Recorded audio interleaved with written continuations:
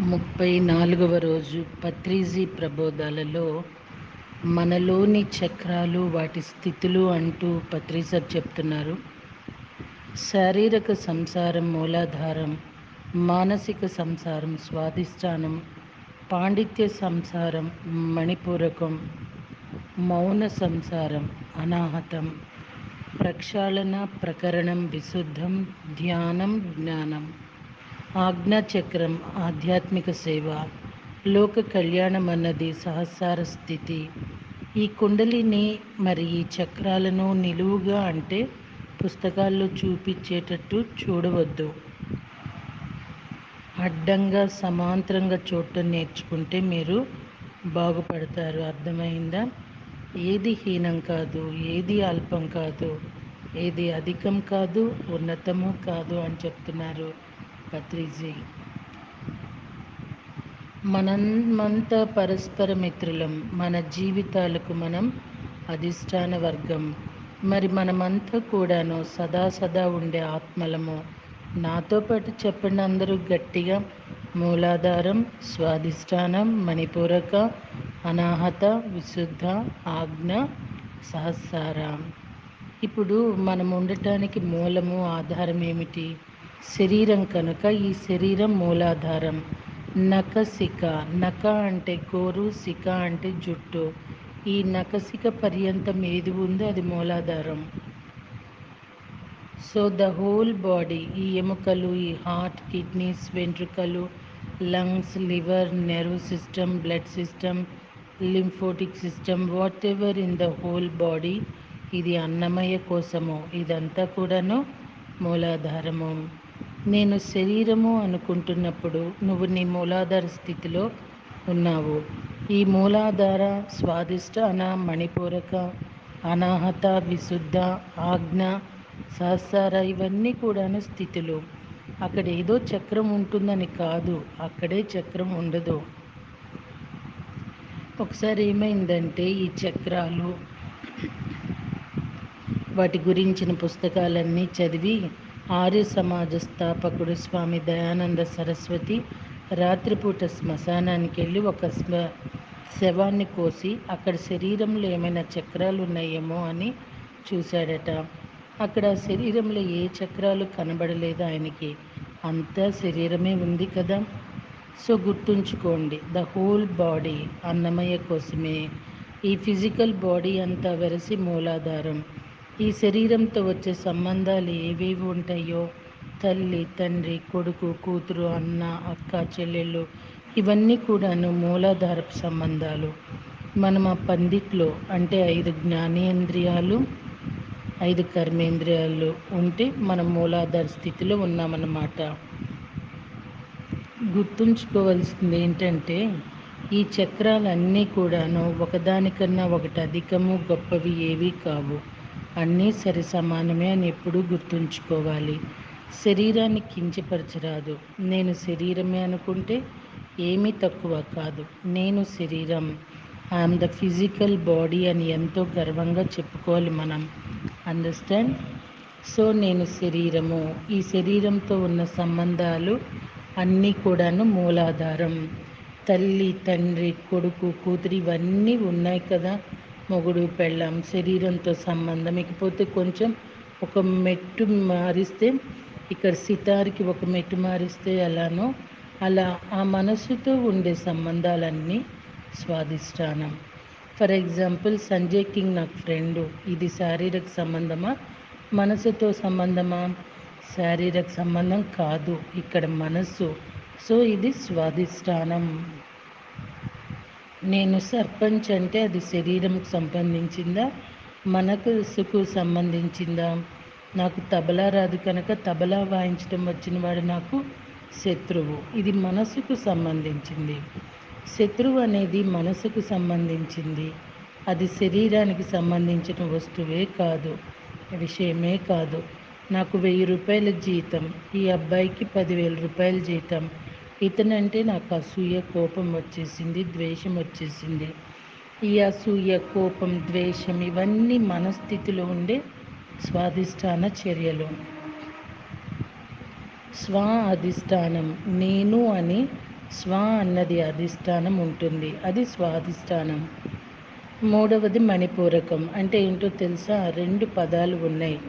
మణిపూరకం అంటే లోపల డొల్లగానే ఉంది, పైన మణి ఉంది. లోపల ఏమీ లేదు, సత్తా లేదు, కానీ పైన మట్టుకు దగదగ మెరుస్తుంది. అర్థమైందా? సైంటిస్టులు, కళాకారులు వీరందరూ కూడాను మణిపూరకంలో వస్తారు. I am a PhD, I am a sitar player, ఈ కళలు ఇవన్నీ కూడాను మణిపూరకం. లోపల మట్టుకు ఆత్మజ్ఞానం ఉండదు, పైన మట్టుకు సంగీతం ఉంటుంది, సైన్స్ ఉంటుంది, లేకపోతే రకరకాల కళలు ఉంటాయి. అన్నీ మణిపైన మణి, జిగేల్ జిగేల్ మంటాయి. లోపల మట్టుకు ఏడుస్తూ ఉంటారు. ఆత్మజ్ఞానం అనేది ఎక్కడో ఉన్నది. కనుక ఫస్ట్ మూలాధారం, స్వాధిష్టానం, మణిపూరకం ఇవన్నీ కూడాను స్థితులు. మనం ఒక పూర్ణాత్మ నుంచి ఒకనొక అంశాత్మగా విడిపడినప్పుడు కొన్ని జన్మలు అందరూ మూలాధార స్థితిలో ఉంటారు. ఆ జన్మలు కొన్ని అయిన తర్వాత ఒక మెట్టు మార్చి, ఒక మెట్టు ఎదిగి అని చెప్పొద్దు, ఒక మెట్టు మార్చి స్వాధిష్టానంలోకి ప్రవేశిస్తారు. మూలాధారం ఉంటుంది, స్వాధిష్టానం ఉంటుంది. అంటే రెండు స్వరాల్లో వాళ్ళు వాయిస్తున్నారన్నమాట. ఇంకొంచెం ఎదిగి మూడు స్వరాల్లో వాయిస్తారు. మూలాధారంలో వాయిస్తారు, స్వాధిష్టానంలో వాదిస్తారు, మణిపూరకంలో కూడా ఉంటారు. చక్కగా వక్తలు మాట్లాడతారు, గొప్ప వక్తలు ఉంటారు, వాళ్ళంతా మణిపూరకం. ఎంత చక్కగా మాట్లాడాడో ఆ పండితుడు. ఉపనిషత్తుల్లో నుంచి, వేదాల్లో నుంచి ఏం టక్టకా చెప్తున్నాడు. ఆహా, ఏం పాండిత్యం, ఎంత పాండిత్యం అనుకుంటాం కదా. మణిపూరకం అంటే పాండిత్యము.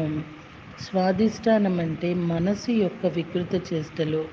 శరీరం అంతా కూడాను మూలాధారం అంటే శరీరంతో సంబంధాలు. ఈ మణిపూరకం అనేది బుద్ధి, పాండిత్యం అనేది బుద్ధి, జ్ఞానం కాదు. జ్ఞానం వేరే, బుద్ధి వేరే. బుద్ధి ప్రాపంచికము, జ్ఞానం ఆధ్యాత్మికము. కనుక బుద్ధితో కూడి ఉంటారు. మణిపూరకం చక్కగా ఉంటుంది వాళ్ళ జీవితం.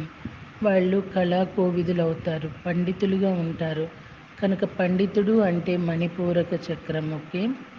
నాలుగవది అనాహతము. అన్నిట్లో రెండు రెండు పదాలు ఉంటాయి. మూలాధారంలో మూలము ప్లస్ ఆధారము, స్వాధిష్టానంలో స్వ ప్లస్ అధిష్టానము, మణిపూరకంలో మణి ప్లస్ పూరకము, అనాహతలో ఆ ప్లస్ ఆహత. ఆహత అంటే సౌండ్, అనాహత అంటే సౌండ్ లేదు, సైలెన్స్, నిశ్శబ్దము. నేను శరీరము అనుకున్నది మూలాధారము. నేను మనస్సు, వీడు హిందూ, వీడు ముస్లిం, వీడు క్రిస్టియన్ అనుకుంటే అది మనసు యొక్క చేష్ట, అది స్వాధిష్టానము. నేను సున్ని, నేను షియా, నేను శివునికి సంబంధించిన వాడిని కాదు కాదు, నేను వైష్ణవునికి సంబంధించిన వాడిని, నేను క్యాథలిక్, నేను ప్రొటెస్టెంట్, నేను కమ్యూనిస్ట్, ఇవన్నీ కూడాను మనసుకు సంబంధించినవి. సో ఇదంతా కూడాను స్వాధిష్టానము. నువ్వు శూద్ర, ఈయన వైశ్య, అయం క్షత్రియ, మన మనస్సుకి సంబంధించినవి. శరీరం ద్వారా ఎవరు బ్రాహ్మణుడు, క్షత్రియుడు, శూద్రుడు కాదు కదా. కనుక ఈ మతాలన్నీ కూడాను స్వాధిష్టాన చక్రంకు సంబంధించినవి, స్వాధిష్టాన స్థితికి సంబంధించినవి. నేను పిహెచ్డిని, పండితుడిని, నేను తెలుగు పండితుడిని, నేను హిందీ పండితుడిని, ఇదంతా మణిపూరకము. ఐఎమ్ హస్బెండ్, యువర్ వైఫ్, ఇదంతా మూలాధారపు మాటలు. I'm sarpanch, I'm MLA, I'm prime minister, I'm Hindu, I'm Muslim, I'm CM, I'm Sunni, I'm Shiva, I'm విష్ణువు, ఇవన్నీ కూడాను స్వాధిష్టానపు మాటలు. I'm a musician, I'm a geologist, I'm a physicist, I'm a scientist, ఇదంతా కూడాను మణిపూర్వకము. I'm silence, అది అనాహతము. రమణ మహర్షి జీవితమంతా సైలెంట్గా ఉన్నాడు, ఆయన అనాహత చక్రవర్తి. మెహర్ బాబా సైలెంట్గా ఉన్నాడు. హూ ఆర్ యూ అని మూలాధారంలో ఉన్న వాళ్ళని అడిగితే I am husband, she is my wife అంటారు. స్వాధిష్టానంలో ఉన్న వాళ్ళని అడిగితే ఐఎమ్ సర్పంచ్ అంటాడు. మణిపూరకుల్లో ఉన్నవాడు ఏమంటాడంటే I am a scientist, I am a historian, I am a geologist అంటాడు. అనాహతంలో ఉన్న వాళ్ళు ఏమంటారంటే ఐ ఆమ్ సైలెన్స్, అంతకన్నా ఇంకేం లేదు నాయన, ఐ ఆమ్ సైలెన్స్. నువ్వెవరు అని నన్ను అడిగితే ఐ ఆమ్ సైలెన్స్ అని చెప్తాను. సో మూలము ప్లస్ ఆధారము ఈక్వల్ టు మూలాధారము, స్వ ప్లస్ అధిష్టాన ఈక్వల్ టు స్వాధిష్టాన, మణి ప్లస్ పూరక ఈక్వల్ టు మణిపూరక, ఆ ప్లస్ ఆహత ఈక్వల్ టు అనాహత, వి ప్లస్ శుద్ధ విశుద్ధ, విశేషంగా శుద్ధమైన వారు. అప్పుడు ఏమవుతుందంటే మొట్టమొదటి జన్మలో మూలాధార స్థితిలో ఉన్నప్పుడు, ఆ తర్వాత స్థితిలో మూలాధార ప్లస్ స్వాధిష్టాన స్థితిలో ఉన్నప్పుడు, ఆ తర్వాత స్థితిలో మూలాధార ప్లస్ స్వాధిష్టాన ప్లస్ మణిపూరక స్థితిలో ఉన్నప్పుడు ఎన్నో కుకర్మలు చేస్తాము మనము. నా ప్రాణం రక్షించుకోవటానికి పక్కవాని ప్రాణం తీసి నేను ప్రాణం పోసుకుంటాను. ఈ స్వాధిష్టాన మణిపూరక వీటన్నిటిలో కూడాను ఎన్నో కర్మలు పోగు చేసుకుంటాము. అనాహ స్థితిలో కర్మలు ఇంకా పోగు చేయము, కానీ విశుద్ధ స్థితిలో చేసిన కర్మలన్నిటికీ మనం పరిహారం చెల్లిస్తూ ఉంటాము.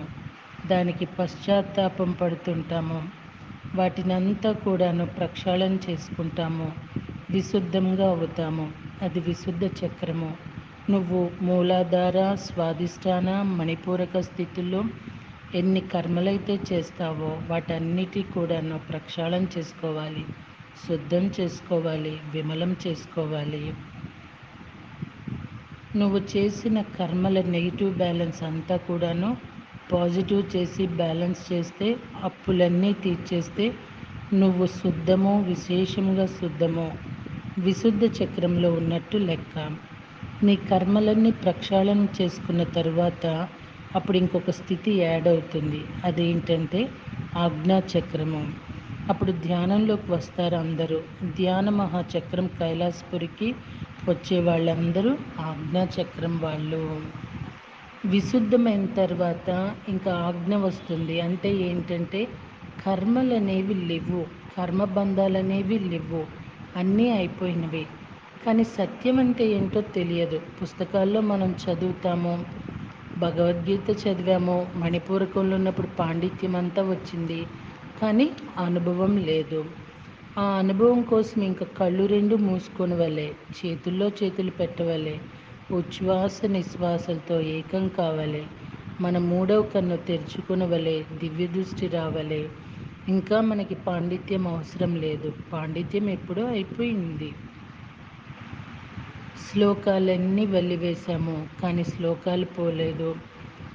మనము సైలెంట్ అయిపోయాము అనాహతంలో. తర్వాత తెలిసింది, అయ్యా నువ్వు చేసిన కర్మల వలన నాడీ మండలం అంతా కూడాను ఆ మూలాధారం స్వాధిష్టాన మణిపూరక స్థితుల్లో ఎన్నో జన్మలు గడిపినప్పుడు నాడీ మండలం అంతా మలంతో కూడి ఉంటుంది, బ్లాక్ అయిపోతుంది. ఆ బ్లాక్ అంతా తీసేయాలి. విశుద్ధ చక్రంలో అది జరగటానికి కొన్ని జన్మలు పడుతుంది. ఆ నాడీ మండలంలో 72,000 నాడులని పుస్తకాల్లో చెప్తారు, కానీ 2,00,000 మిస్ అయిపోయింది. అక్కడ ఉన్నది 2,72,000 నాడులు. మనం 4 పుస్తకాలు రాసి 5వ పుస్తకం రాస్తాం. అలా పుస్తకాలు రాస్తూ ఉంటే కొన్ని వర్డ్స్ ఎగిరిపోయాయి. ఆ 2,00,000 అనేది ఎగిరిపోయింది, 72,000 మిగిలాయి. స్వానుభవం కోసం కూర్చుంటాము. అప్పుడు వారు చెప్పినది కరెక్టా కాదా నేను చూడాలి, I have to sit and see అని కూర్చుంటాము. అది ఆజ్ఞాచక్రము. అన్నీ ఉన్నాయి ఆ భగవద్గీతలో. ఆ బ్రహ్మ భువనాల్లోక పునరావృత్తి నోర్జున. బ్రహ్మలోకం ఏంటి? తే తత్వం భుక్త స్వర్గలోకం విశాలం. మరి స్వర్గలోకం అంటే ఏంటి? నేను చూడవలే, ఐ హ్యావ్ టు సీ అని అంటాడు. ఆప్తవాక్యం శబ్ద ప్రమాణం. వాళ్ళంతా కరెక్ట్ చెప్తారు, కానీ నేను చూడాలి కదా అని నిశ్చయించుకొని కూర్చుంటామన్నమాట ధ్యానంలో. సో శారీరక సంసారం అనేది మూలాధారమైతే, మానసిక సంసారం అనేది స్వాధిష్టానమైతే, పాండిత్య సంసారం అనేది మణిపూరకమైతే, మౌన సంసారం అనాహత అయితే, ప్రక్షాళన ప్రకరణం విశుద్ధమైతే, ధ్యానం అన్నది ఆజ్ఞాచక్రంకు సంబంధించినది. ఓకే మాస్టర్స్, మళ్ళీ రేపటి రోజున మళ్ళీ కంటిన్యూ చేసుకుందామా? Thank you.